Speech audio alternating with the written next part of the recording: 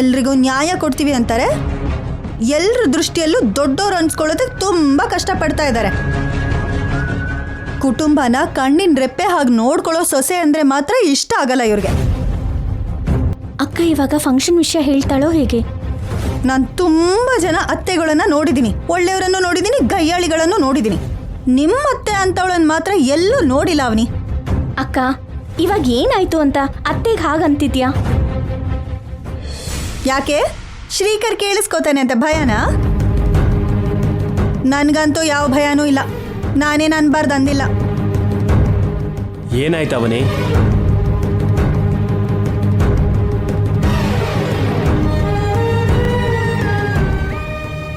ಕೇಳ್ತಿದ್ದೀನಿ ಅಲ್ವಾ, ಹೇಳು. ಏನು ಇಲ್ಲ ಬಾವ. ಹೇಳಲ್ಲ, ಅವಳು ಏನು ಹೇಳಲ್ಲ. ಮುಚ್ಚು ಮರೆ ಜಾಸ್ತಿ, ಯಾರು ಎಷ್ಟೇ ಮಾತಂದ್ರೂ ಸುಮ್ಮನಿರ್ತಾಳೆ. ನಿಮ್ಮ ಮದುವೆಗೂ ಮುಂಚೆ ಹೀಗಿರ್ಲಿಲ್ಲ ಶ್ರೀಕರ್. ಯಾರಾದರೂ ಏನಾದರೂ ಅಂದರೆ ಸರಿಯಾಗಿ ಉತ್ತರ ಕೊಡ್ತಿದ್ಲು. ನಿಮ್ಮ ಮನೆಗೆ ಬಂದಮೇಲೆ ತುಂಬ ಮೃದುವಾಗಿದ್ದಾಳೆ. ಅಕ್ಕ ಇವಾಗ ಏನಾಯ್ತು ಅಂತ? ನಮ್ಮ ಅತ್ತೆ ಮಾವ ದೇವ್ರು ಅಂತ ಮಾತಿಗೆ ಮುಂಚೆ ಮಾತಿನ ಕೊನೆಯಲ್ಲಿ ಹೇಳ್ತಾನೆ ಇರ್ತೀಯ ಅಲ್ವಾ? ಏನಾಗೋದ್ರು ಆ ದೇವ್ರು ನಿನಗೆ ತುಂಬ ದೊಡ್ಡ ವರ ಕೊಡ್ತಿದ್ದಾರೆ ಅಲ್ವಾ? ಏನಾಯ್ತದ್ಕೆ? ಅವನಿನ ಕೇಳಿದ್ರೆ ಏನು ಹೇಳ್ತಿಲ್ಲ, ನೀವೇ ಹೇಳ್ಬಿಡಿ. ನಿಮ್ಮ ಅಪ್ಪ ಅಮ್ಮ ಇಲ್ಲಿಗೆ ಬಂದು ಅವನಿಗೆ ಏನಂತ ಹೇಳಿದ್ರು? ನಿನ್ನ ಜಾತಕ ನಮ್ಮ ಮನೆಗೆ ಹೊಂದಾಣಿಕೆ ಆಗಲಿಲ್ಲ, ನೀನಂದ್ರೆ ನಮಗೆ ವಿಪರೀತವಾದ ಪ್ರೀತಿ ಅಭಿಮಾನ ಇದ್ದೇ ಇರುತ್ತೆ ಅಂದ್ರು. ಮತ್ತೆ ಅಷ್ಟೊಂದು ಪ್ರೀತಿ ಇರೋರೇ ಆಗಿದ್ರೆ ಮನೇಲಿ ನಡೀತಿರೋ ಫಂಕ್ಷನಿಗೆ ಕರಿಬೇಕಲ್ವಾ?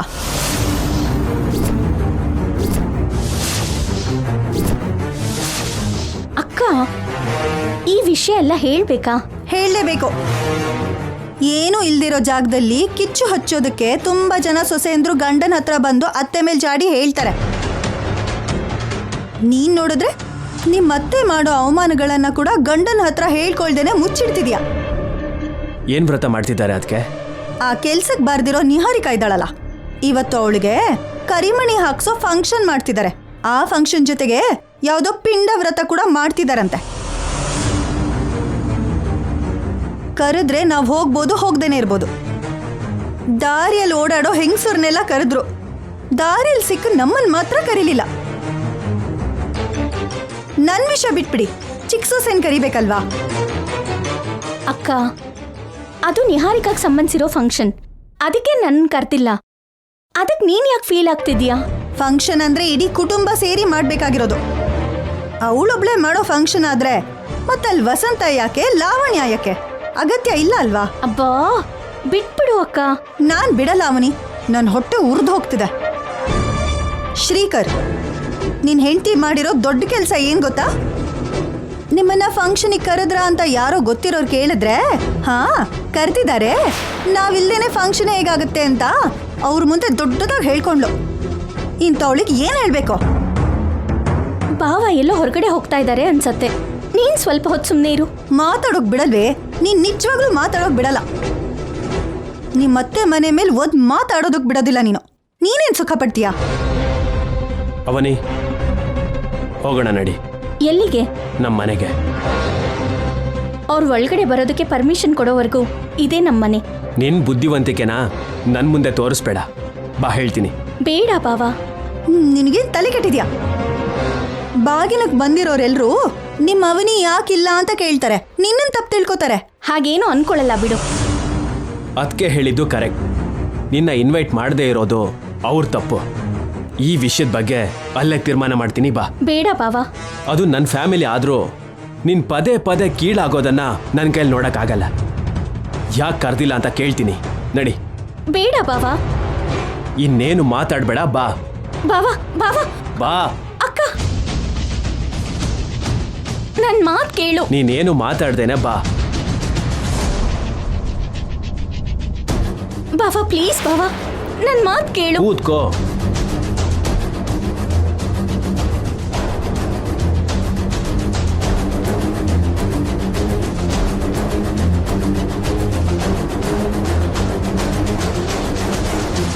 ಅತಿ ಒಳ್ಳೆತನ ನಿನ್ನ ಪಾಲಿಗೆ ವರ ಅಲ್ಲ, ಶಾಪ. ನಿನ್ನ ಹಕ್ಕುಗಳನ್ನು ನೀನೇ ಕಾಪಾಡ್ಕೋಬೇಕು. ಕರಿಮಣಿ ಫಂಕ್ಷನ್ ಆರಾಮಾಗಿ ನಡೆದೋಗುತ್ತೆ ಅಂತ ನಿಹಾರಿಕಾ ಕೃಷ್ಣ ಇಬ್ರು ಎದೆ ಮೇಲೆ ಕೈ ಇಟ್ಕೊಂಡು ತುಂಬಾ ಧೈರ್ಯವಾಗಿದ್ದಾರೆ. ನನಗಂತೂ ಎಲ್ಲೋ ಡೌಟ್ ಬರ್ತಾ ಇದೆ. ಅವನಿ ಕೊನೆ ನಿಮಿಷದಲ್ಲಿ ಎಂಟ್ರಿ ಆಗಿ ರಾದ್ದಾಂತ ಮಾಡಿ ನಿಲ್ಲಿಸ್ಬಿಡ್ತಾಳೆ ಅಂತ ನನಗೇನೋ ಅನುಮಾನ. ನೀವೇನಂತೀರಾ? ನಂದು ಸೇಮ್ ಫೀಲಿಂಗ್. ನಿಹಾರಿಕಾ ಕೃಷ್ಣನ್ ಮುಂದೆ ನಾವು ಮಾತ್ಗೂ ಇದೇ ಮಾತಂದ್ರೆ ಅವರಲ್ಲಿ ಟೆನ್ಷನ್ ಆಗ್ತಾರೋ ಅಂತ ನಾನು ಸೈಲೆಂಟ್ ಆಗಿದ್ದೆ. ತುಂಬಾ ಸ್ಟ್ರಾಂಗ್ ಆಗಿ ಹೇಳಿದ್ದೀನಿ. ಅವನಿ ಬರೋ ಮಾತೇ ಇಲ್ಲ ಅಂತ ನಿಹಾರಿಕಾ ನಮ್ಮ ಹತ್ರ ಹೇಳಿದಾಳೆ. ಅತ್ತೆ ಕೂಡ ಅದೇ ಮಾತು ಹೇಳಿದ್ರು.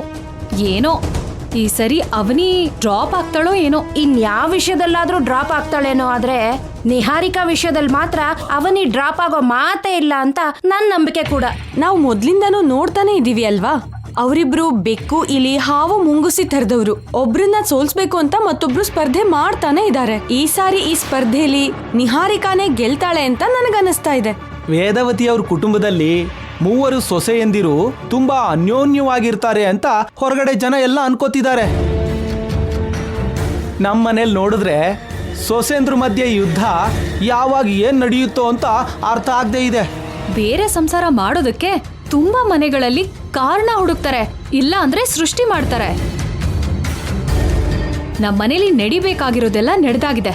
ಆದ್ರೂ ಸರಿ, ಇನ್ನೂ ಒಟ್ಟಿಗೆ ಇರ್ತಿದೀವಿ. ಇದೆಲ್ಲ ಆ ಅಮ್ಮೋರ್ ಮಹಿಮೆನೋ ಏನೋ. ಹೌದು ಲಾವಣ್ಯ, ತುಂಬಾ ಜನ ಚಿಕ್ಕ ಚಿಕ್ಕ ವಿಷಯಕ್ಕೇನೆ ಬೇರೆ ಸಂಸಾರ ಅಂತಿರ್ತಾರೆ. ನಾವಿನ್ನು ಒಟ್ಟು ಕುಟುಂಬದಲ್ಲೇ ಇದೀವಿ. ನೀನಂದ ಹಾಗೆ ಅಮ್ಮನವ್ರ ದಯೇನೋ ಅಥವಾ ಅಮ್ಮನ ಮೇಲೆ ನಮಗಿರೋ ಭಯನೋ. ಸರಿ, ಫೈನಲ್ ಆಗಿ ಒಂದು ಮಾತು.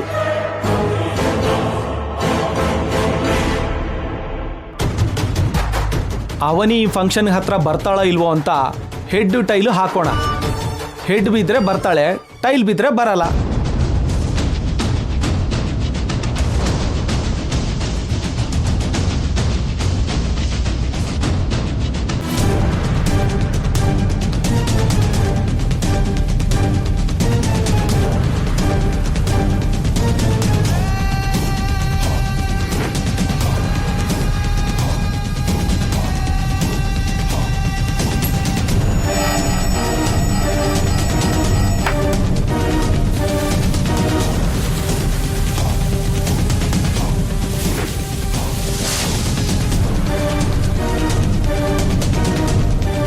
ಭವ, ಓಪನ್ ಮಾಡು ಭವ.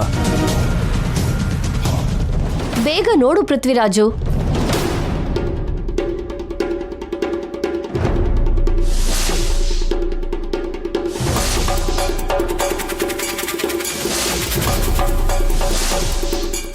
ಅವನಿ ಬರೋದಿಲ್ಲ.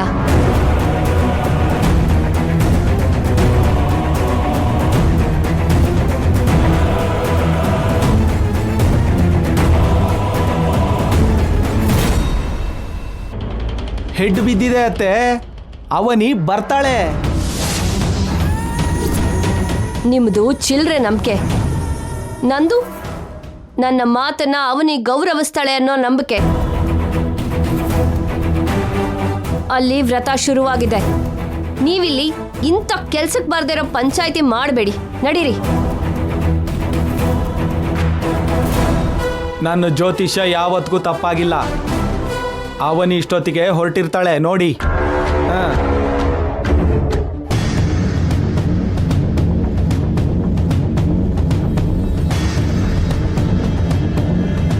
ಬಾವಾ, ಸ್ವಲ್ಪ ಸ್ಲೋ ಆಗಿ ಹೋಗು. ಯಾಕಷ್ಟು ಸ್ಪೀಡು? ಪ್ರತಿ ಕ್ಷಣ ನನ್ನ ಮನೆ ಬಗ್ಗೆನೇ ಯೋಚನೆ ಮಾಡ್ತಿರ್ತೀಯ. ನಾನು ನಂದು ಅನ್ನೋ ಸ್ವಾರ್ಥ ಇಲ್ದೇನೆ ಮನ್ಸೆಲ್ಲ ಅಲ್ಲೇ ಇಟ್ಕೊಂಡು ಬದುಕ್ತಿರ್ತೀಯ. ಅಂಥದ್ರಲ್ಲಿ ನಿನ್ನನ್ನು ಫ್ಯಾಮಿಲಿ ಫಂಕ್ಷನ್ಗೆ ಹೇಗೆ ಅವಾಯ್ಡ್ ಮಾಡ್ತಾರೆ? ನಾವೇನಾದರೂ ಆಸ್ತಿಗೋಸ್ಕರ ಹೋರಾಟ ಮಾಡ್ತಿದ್ದೀವ?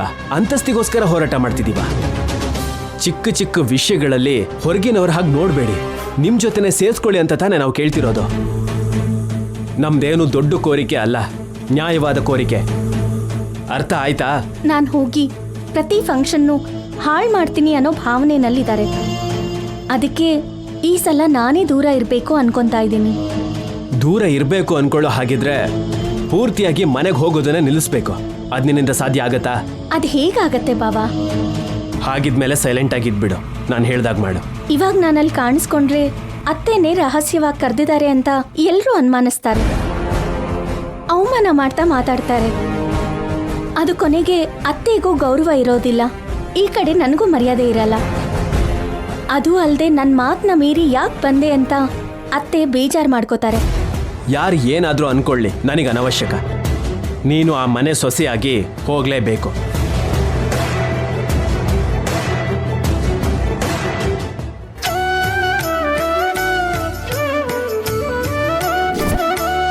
ओम क्षीरोदन्मत्प्रदेशे शुचिमणिविरसत्सैकतेमौक्तिकानां मालाक्लुप्तासनस्थस्फटिकमण्डिभैर्मौक्तिकैर्मण्डिताङ्गः शुभ्रैरभ्रैरदभ्रैरुपरिविरचितैर्मुक्तपीयूषवत्सैः आनन्दीनः पुनीयात् हरिणल्लगदात् शङ्खपाणिर्मुकुन्दः भूः पादौ यस्य नाभिः वियदासुरनिलश्चन्द्रसूर्यौ च नेत्रे कर्णावासा शिरोद्यौर्मुखमपि दहनो यस्य वास्ते यमब्धिः अन्तस्थं यस्य विश्वं सुरनरखगो भोगिगन्धर्वदैत्यैः चित्रं रं रम्यते तं त्रिभुवनवपुषं विष्णुमीशं नमामि शान्ताकारं भुजगशयनं पद्मनाभं सुरेशं विश्वाकारं गगनसदृशं मेघपट्टं शुभाङ्गं लक्ष्मीकान्तं कमलनयनं योगिहृध्यानगम्यं वन्दे विष्णुं भवभयहरं सर्वलोकैकनाथं मेघश्यामं पीतकौसेयवासं श्रीवत्साङ्कं कौस्तुभोद्भासिताङ्गं पुण्योपेतं पुण्डरीकायताक्षं विष्णुं वन्दे सर्व ಅದ್ಗೆ ನಿಹಾರಿಕಾ ಮಾತ್ಗೂ ಹೊರಗಡೆ ಯಾಕೆ ನೋಡ್ತಿದ್ದಾಳೆ?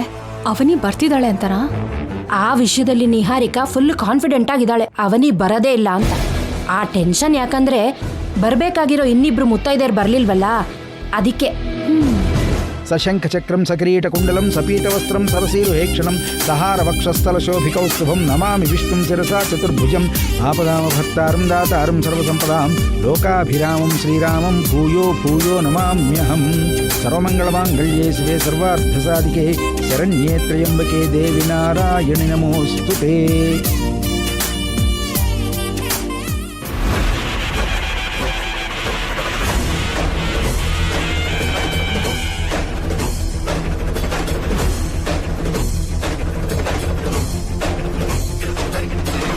ಅತ್ತೆ, ಏನಮ್ಮ? ಇನ್ನೂ ಇಬ್ರು ಮುತ್ತೈದರು ಬರ್ಬೇಕಲ್ವಾ? ಬರ್ತಾರಮ್ಮ, ಮನಸ್ಸು ಪೂಜೆ ಮೇಲಿಡು.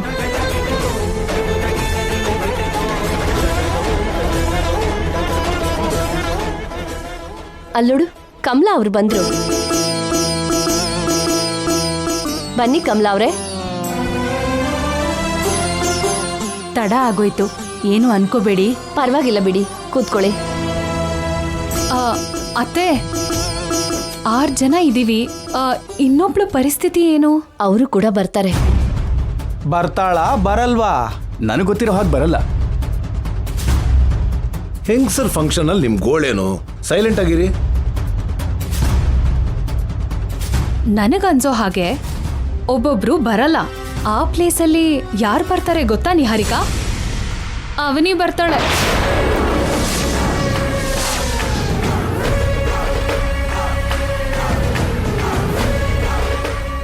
ಇವಾಗ ನೀನ್ ಶಾಕ್ ಆದ ಹಾಗೆ ಆವಾಗ ನಾವೆಲ್ಲರೂ ಶಾಕ್ ಆಗಿ ನೋಡ್ಬೇಕು.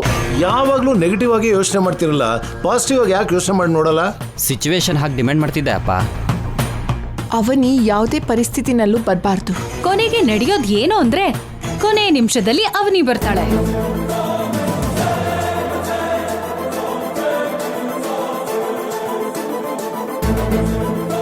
ಅತ್ತೆ ನನ್ನ ಕರೀಲಿಲ್ಲ, ಹೀಗೆ ಹೋಗ್ತಾ ನಾನೇ ಬಂದೆ ಅಂತ ಕಟ್ಟುಕತೆನ ಹೇಳ್ತಾಳೆ.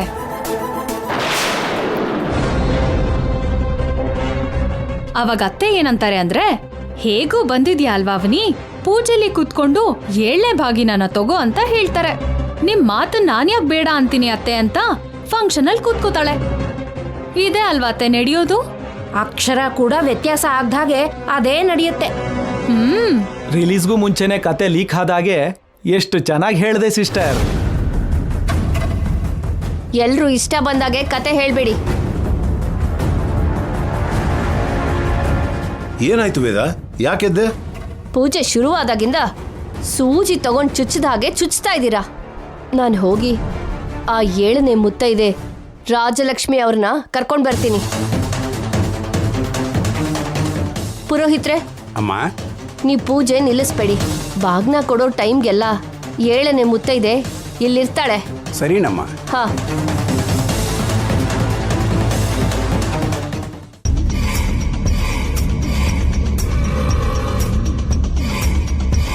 ನಾನು ಎಷ್ಟೇ ಹೇಳಿದ್ರೂ ಭಾವ ಕೇಳೋ ಥರ ಇಲ್ಲ. ಫಂಕ್ಷನಲ್ಲಿ ನನ್ನ ಕೂರಿಸ್ದೆ ಬಿಡೋ ಥರ ಇಲ್ಲ. ಏನು ಮಾಡಲಿ?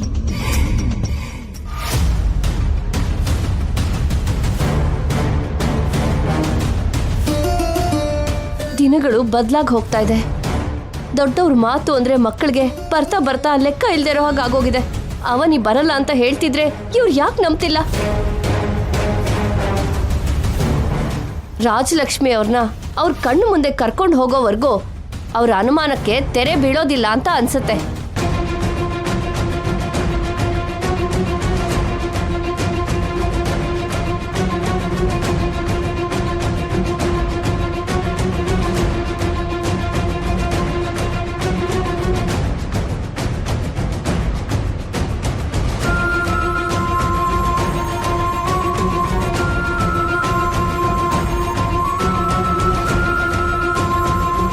ಬಾವಾ, ಕಾರ್ ನಿಲ್ಸು.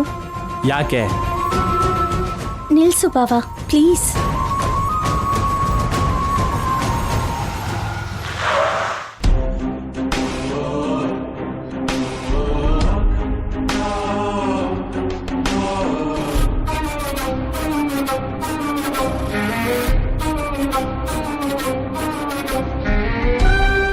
ಏನಾಯ್ತು?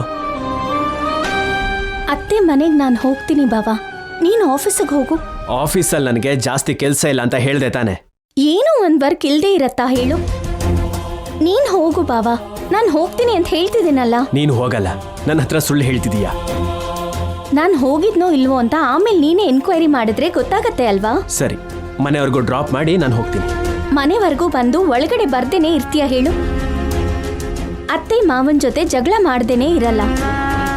ಆ ವಿಷಯ ನನಗೆ ಚೆನ್ನಾಗಿ ಗೊತ್ತು. ಫಂಕ್ಷನ್ ನಡೆಯೋ ಜಾಗದಲ್ಲಿ ಜಗಳ ಯಾಕೆ ಹೇಳು? ನಾನು ಹೋಗ್ತೀನಿ ಅಂತ ಹೇಳ್ದೆ ಅಲ್ವಾ? ನನಗೆ ಸ್ವಲ್ಪನೂ ನಂಬಿಕೆ ಬರ್ತಿಲ್ಲ. ನನ್ನ ನಂಬು ಬಾವಾ, ದಯವಿಟ್ಟು ಹೊರಟೋಗು. ನಿಜವಾಗ್ಲೂ ಹೋಗ್ತೀಯಾ ಅಲ್ವಾ? ಹೋಗ್ತೀನಿ. ಸರಿ, ನಿನ್ನ ಮಾತನ್ನ ನಂಬ ಹೋಗ್ತಿದ್ದೀನಿ. ಆಮೇಲೆ ನೀನು ಹೋಗಿಲ್ಲ ಅಂತ ಗೊತ್ತಾಯ್ತು ಅಂದ್ರೆ ಅವಾಗಿರುತ್ತೆ ನಿನಗೆ.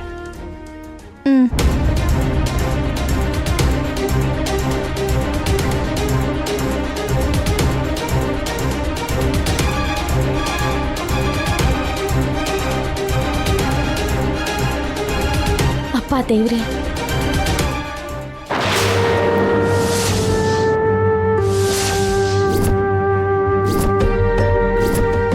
ರಾಜಲಕ್ಷ್ಮಿ ತಪ್ಪದೆ ಬರ್ತೀನಿ ಅಂತ ಹೇಳಿದ್ಲು. ಮತ್ತೆ ಮನೆಗೆ ಬೀಗ ಹಾಕಿದಾಳಲ್ಲ, ಎಲ್ಲಿಗೆ ಹೋಗಿರ್ಬೋದು?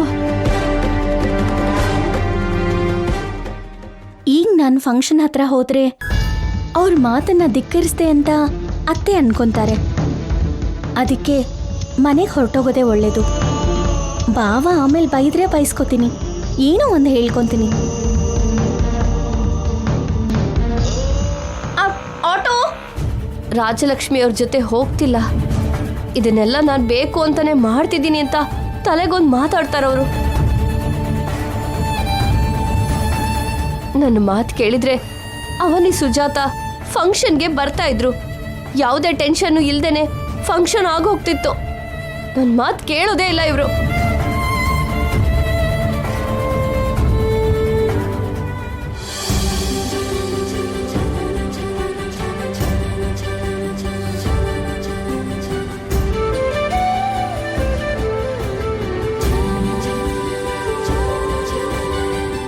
ಅತ್ತೆಯವ್ರಿನ್ನೂ ಬಂದಿಲ್ವಲ್ಲ, ಯಾಕೆ? ಬಾ ಮೈದಾ, ಒಂದ್ಸರಿ ಹೊರಗಡೆ ಹೋಗಿ ನೋಡೋಣವಾ?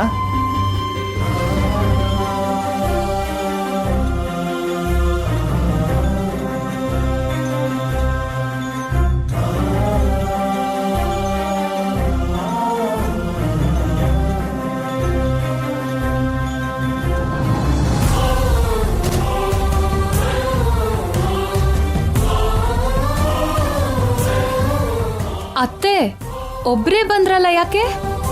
ರಾಜಲಕ್ಷ್ಮಿ ಅವ್ರು ಎಲ್ಲಿ? ಮನೆಗೆ ಹೋಗಿದ್ದೆ. ಮನೆ ಬೀಗ ಹಾಕಿದೆ.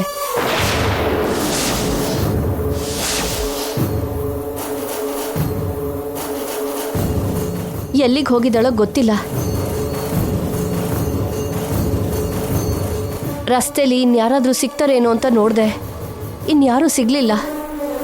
ಏಳನೇ ಮುತ್ತೈದೆನ ಕರ್ಕೊಂಡ್ ಬರ್ತೀಯಾ ಅಂತ ನಿಹಾರಿಕಾ ತುಂಬಾ ಆಸೆಯಿಂದ ಕಾಯ್ತಿದ್ಲು. ನೀನ್ ಕರ್ಕೊಂಡ್ ಬರ್ದೇ ಇರೋದಕ್ಕೆ ಅವಳ ಮುಖ ಹೇಗ್ ಬಾಡ್ ಹೋಯ್ತು ನೋಡಿ.